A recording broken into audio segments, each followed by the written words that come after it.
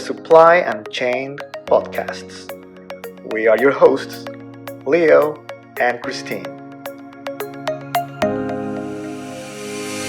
Well, Keith, thank you very much for joining us. Do you think it's possible to achieve 100% transparency across the fashion supply chain? We'd love to hear your thoughts. 100%, absolutely not. Nor do I think you would want 100% transparency. I think the type of transparency that we're interested in is risk mitigation, as far as are we getting what we think we're getting? If we've specified a particular type of fiber or yarn or fabric or garment, can we confirm that that's what we're getting before it ships, so that we can address issues at the point where they arise? If you step back, the reason that the industry outsourced production in the first place wasn't to spread goodwill around the world and was not to raise up other cultures. It was, quite frankly, to exploit low-cost labor. Yeah. And in some cases, a lack of regulatory control. And there's been this trend of move into an area, do things, get caught, and apologize. And so I think that's what's really. I mean, if we think that the apparel industry or any industry is in it for the good of mankind, then we're mistaken. The fact that we can use our position to not only benefit our own company, but to benefit the lives of the people involved in the supply chain, that's good and that's noble. And quite frankly, that's what I've seen throughout my career as I work overseas at the mills or whatever offices. That's where you start seeing the desire to treat people fairly. We can have 100% transparency if we define what it is we want to see. If you look from the just a raw material level, if you understand where the raw material comes, if you have a system, you can track it, you can cross source. If it's not coming from China, there's some issue right now, we could do that from Pakistan. If you have that level of transparency, it means you are able to be flexible. And do you believe it's possible to get it from the raw material down to customer? I think the technology is either there or it can be developed probably in a blockchain model. And the way I would see it is whether we're producing fiber or yarn or fabric or dyed fabric or whatever, there are machines involved, and machines have sensors and have PLCs from which data can be extracted. Some of that data basically could be transmitted for instance, from the yarn supplier to the mill to confirm that the yarn was produced from a primary source data point of view, that the yarn was produced within specification, instead of just sending a shipment of yarn and saying, well, test it and see if you like it. And that's probably closer than we think, but is the juice worth the squeeze? Is a customer buying a $9.99 shirt? Do they care? I mean, in a survey, they'll say, "Oh, I care a lot." But the fact of the matter is, if it's a difference between a $9.99 T-shirt and a $20 T-shirt, they probably don't care that much. So the question is, the question comes from my perspective. If there is so much waste and everyone works in silos, of course there's a lot of waste and it's just like a lot of time lost, a lot of hour lost. If we're able to combine it in one system, using probably your technology of material digitalization, one aspect, but that's one small aspect. If you're able to connect all those pieces together, your price by definition would go lower because you have everything transparent and you understand what's happening. Exactly. It's a difference between vertical integration and fragmentation. And back in the day when a company had design staff and they also own their manufacturing from from buying yarn and their own stores. They controlled it not because they could, but because it made sense to control. When we basically got rid of that vertical integration and went to this fragmented manufacturing process, we lost a lot of efficiency there. Yeah. But we traded off having development teams.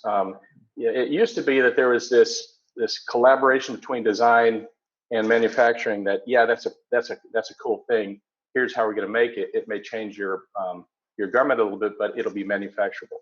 Today, in many cases, a brand sketches a picture of a garment, they throw it over the wall to the factory, then the factory has to figure it out themselves, do it, and how to manufacture it and how to hit costs. So there's a lot of compromises going on.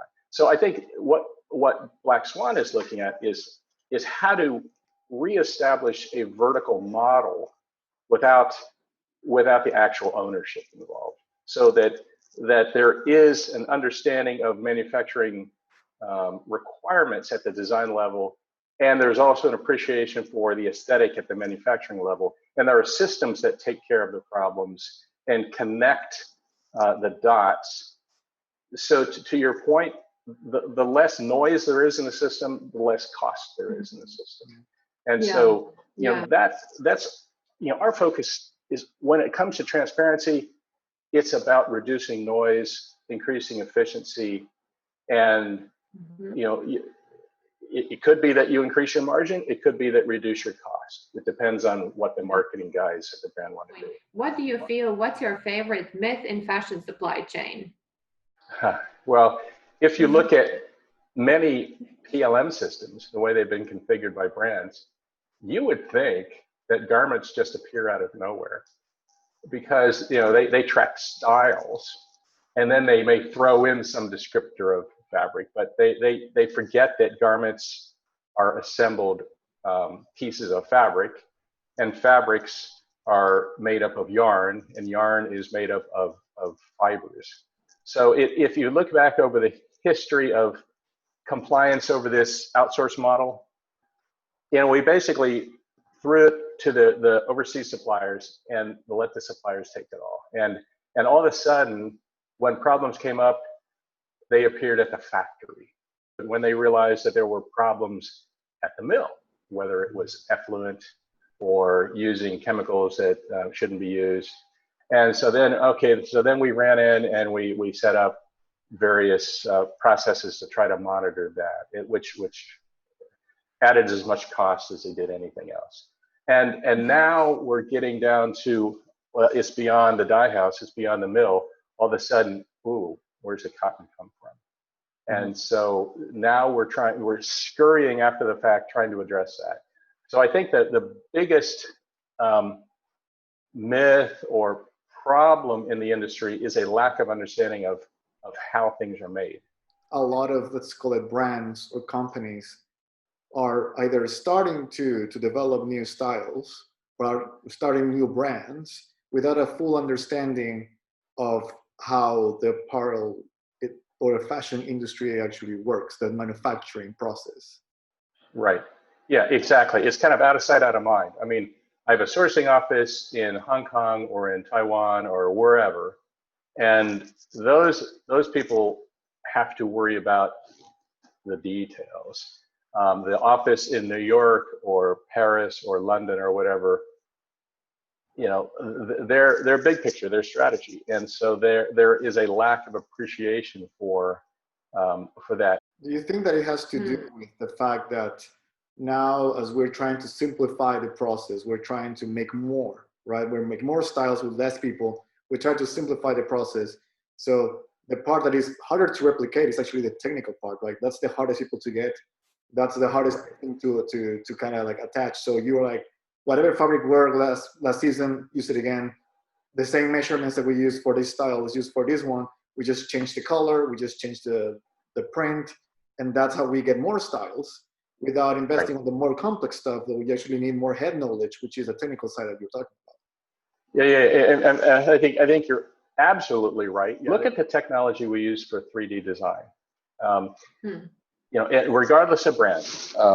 The model they follow is at a factory, how do I make a garment? Well, I have to have a 2D pattern set, and then I have to convert that pattern set into a marker so that I get efficiency in fabric utilization. And then I have to be able to stitch those pieces together. Well, I have to apply color to the fabric, and then I have to go stitch them together, and then confirm that it fits over a body. That's how factories work once a style is approved. But that's not how design works. And I think what I've seen across the industry where I've worked with or observed people using the new technology is there's this huge disconnect. I mean, they're used to either hand sketching or maybe an Illustrator or something, and to get that idea out of their head, and so that it can then be interpreted into a style. But what they're being told is you have to start with a 2D pattern set. Well, I don't have a 2D pattern set. So what happens? They end up reusing old styles. It's easier to edit than to author, but if we're going to be truly design driven, there needs to be a tool more like sculpting. I have to credit Browsware. They're a pioneer in this industry. Back in 2000, they were contributing to a project called the leapfrog paradigm in the EU when all this stuff was developed. But all of these programs are built on this model of 2D to 3D instead of 3D to 2D. So I think whether it's Browsware or Clo or Tukatag or whatever, they're trying to respond to this need.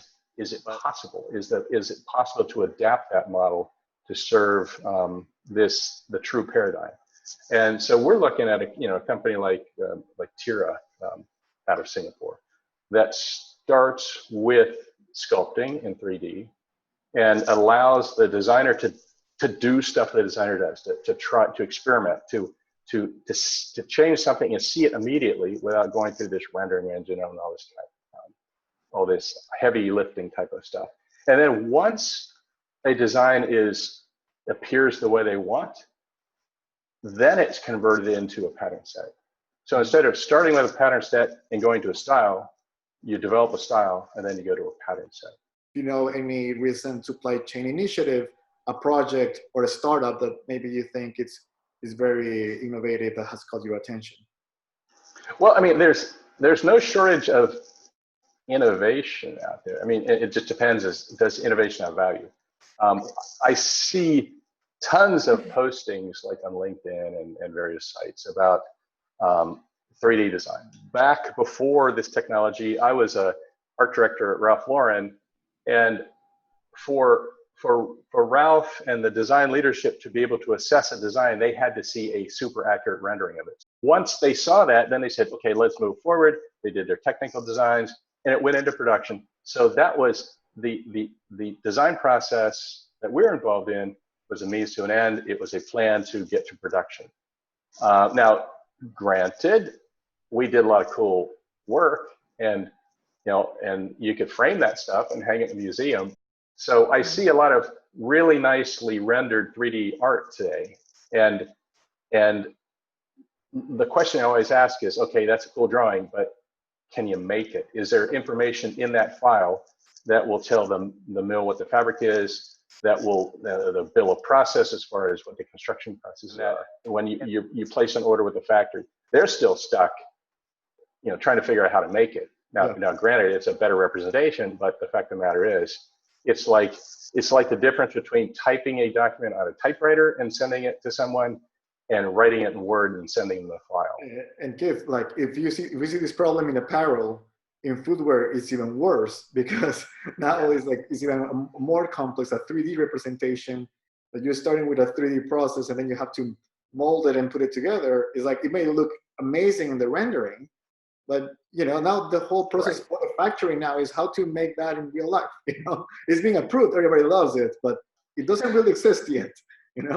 What I think the opportunity there is to supplement this really cool rendering with some algorithms in the background tracking running costs based on cost of materials and manufacturing processes. The engineers do this after the fact.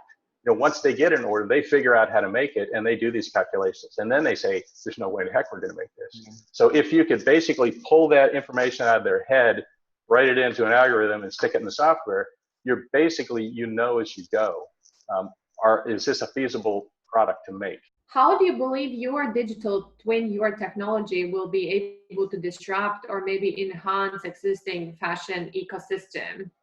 By connecting what the brand's needs are, the design needs, and what the supply chain's needs are. If we can code in at least the fundamental concerns in the design process, so that you're aware of manufacturing feasibility, you're aware of the cost of materials, you're aware of timelines of manufacturing, so that at least you're getting an insight into that. You're going to have a much better handshake with your supply chain. Would you be able to tell in one sentence what exactly your technology is about? So for the person just on the street, how would you explain it in simple words? We're digitizing fabric. So we will take an image of a fabric, and we'll tell you how it's made from a manufacturing point of view. Now that serves a couple purposes. It simplifies the process for the mill. You can send them a mystery fabric, scan it, say here's how it's made. So it's a recipe. Mm-hmm. So it simplifies fabric development. But since we can do that, and we can reduce a fabric to a series of numbers, then I can digitize a library, and I can search a library. I can scan a fabric and find a fabric that is either identical to or similar to the fabric I want, strictly by the numbers. And it's not by looking at a bunch of pictures of fabric. It's basically there's underlying data. In essence, we're trying to simplify the process to give more tools to the designer to create those great products. But also that, going back to your point, right? You have technology to help people do something faster. So this assumes that the designer is actually interested in knowing this data, and they will just access that data faster. But if you're saying that the people making these decisions, they're not making decisions based on data. They're making decisions based on touching the fabric. Even if you give them a wide database of every fabric that they can think of, they're like, no, I want to touch it. So it really implies that the technology needs to go hand in hand with a change of culture and a change of how to make those decisions. And part of when you think about what we're doing, okay, let's another subjective attribute is color, right? And color is touchy-feely. Right, but at least we have words like red, green, yellow, blue. So I know what red is, unless I'm colorblind, but I don't know what dry is. I don't know what slippery is. So as we digitize these different attributes, not only can we do direct comparisons by numbers, but we can start to define these buckets of, define the equivalent of red in hand. We can set, and allows us to standardize, to better communicate amongst ourselves and also with the supply chain.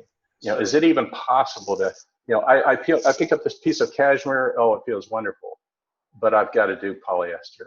Okay, what's the closest I can get in as far as the way it feels? Is there a way to transpose that feeling of cashmere into polyester? Which is, what has been your biggest failure, challenge, and main learnings from it? I don't know. I mean, I see these memes about I never fail, I learn. Yeah, you learn that failing sucks. So there is no such thing. Failure is bad. A visionary is a leader without a following. And so, anybody can be a visionary. Anybody can talk about the future, but can you deliver it? And so here's an example. I mean, when I was working for various companies in color management, we set up processes that kind of make the system go faster. So we continued to do stupid faster. For years, I had this idea, why don't we figure out can we get insight into what production looks like in real time? When I was at JCPenney, I had a project manager named Russ Merritt assigned to me. And Russ Merritt he's a project guy. He's a project management professional. He is ex-military. He was Black Ops level military. And he basically said, okay, you have this idea, here's how we're going to do it. And he sat us down and he put a cadence of meetings together, and no matter what was going on during the day, we had to commit to those. And within 6 months, we had a plan that was implemented. So what I've learned is talk is cheap. And until you get a plan and figure out how to deliver it, you're nothing. It's a good lesson to learn at any point in life, but sooner the better. Mm-hmm. How about from a digital twin, when you're running this project, do you have any like late learnings from this project, this startup? Technology enables speed. That's all. I mean, that's all technology has ever done. It allows you to do something faster. It allows you to do something really bad faster, and allows you to do something really good faster. But usually, bad wins out. I mean, healthy cells don't kill cancer cells. It's the other way around. So it's the, we've got to make sure that the output is correct. And however we get to that output with using the technology, that's up to the guys that do the coding. We would like to say a big thank you to you, Keith. We really, really appreciate your time. And please follow him on LinkedIn, and we're going to put more information down below in the comment section so you can follow his website as well. Thank you, Keith. Thank you, Leo. See you. Thank you, guys. Bye-bye. Take care.